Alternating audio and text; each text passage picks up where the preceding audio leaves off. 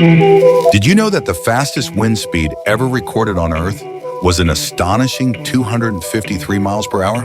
This record-breaking wind speed was measured on April 10th, 1996, during Tropical Cyclone Olivia at Barrow Island, Australia.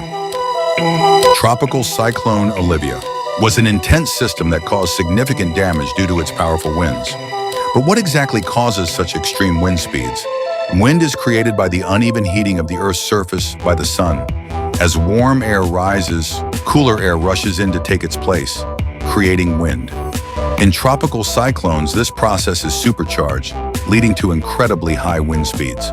During Cyclone Olivia, the winds reached an incredible 253 miles per hour, 408 kilometers per hour, toppling trees, destroying buildings, and creating widespread chaos.